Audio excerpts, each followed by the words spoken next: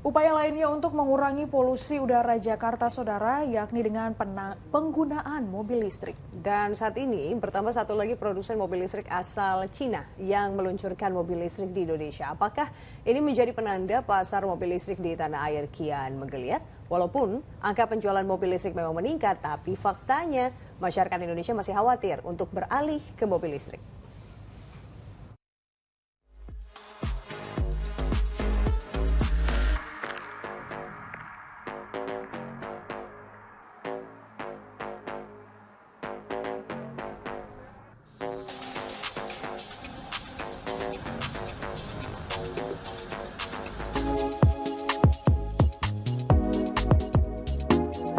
Mobil listrik Ion Y Plus buatan pabrikan asal Cina GAC Ion ini menjadi penantang baru di pasar kendaraan listrik atau berbasis baterai di Indonesia. Mobil yang masuk kategori Sport Utility Vehicle atau SUV ini memiliki dua tipe.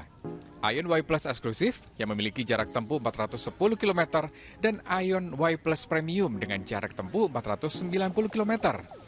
CEO Ion Indonesia, Andre Chiu, mengklaim Ion Y Plus sudah dilengkapi dengan baterai yang sudah tahan uji terhadap panas. Sehingga pengguna tidak perlu lagi khawatir akan keamanan dari baterai mobil listrik. Selain itu, Ion Y Plus juga sudah dibekali sejumlah fitur canggih. Kunci mobil ini adalah salah satu teknologi yang dimiliki oleh Ion. Dengan hanya membawa mobil ini, tidak ada tombol start-stop button di mobil ini, karena dengan hanya menginjak rem, mobil ini bisa langsung menyala. Dan apabila kami membawa mobil ini dan mengantongi kunci mobil ini, hanya dengan mengantongi mobil ini dan kita keluar, mobil dengan sendirinya akan mematikan mesin dan mengunci pintu. Jadi secara fitur lebih aman dan saya rasa fitur ini tidak ditemukan. Panoramic view juga Pak? Ada. Dan yang terutama itu keamanan adalah mengisiin baterai, Pak. Oke. Hadirnya GAC Ion di Indonesia membuat pasar mobil listrik tanah air kian menggeliat. Menurut data Gabungan Industri Kendaraan Bermotor di Indonesia, Gaikindo, angka penjualan mobil listrik di Indonesia terus meningkat setiap tahun. Melihat perkembangannya, pemerintah memasang target penjualan 2 juta unit mobil listrik di tahun 2030. Ada beberapa keuntungan yang bisa didapat dari membeli mobil listrik. Salah satunya adalah insentif pajak yang diberikan pemerintah, yakni pengurangan pajak pertambahan nilai atau PPN sebesar 10% jika mobil memiliki tingkat komponen dalam negeri atau TKDN 40%. Pemerintah bahkan menanggung pajak penjualan barang mewah untuk impor kendaraan berbasis listrik sebesar 100%. Mobil ini salah satu kendaraan listrik yang membanjiri pasar Indonesia. Penjualan mobil listrik di tanah air memang terus mengalami peningkatan. Namun apakah mobil listrik sudah menjadi pilihan yang tepat untuk sebagian besar masyarakat Indonesia? Tapi tak bisa dipungkiri, masih ada sejumlah faktor kekurangan pada mobil listrik. Lalu, apa yang paling dikhawatirkan masyarakat Indonesia?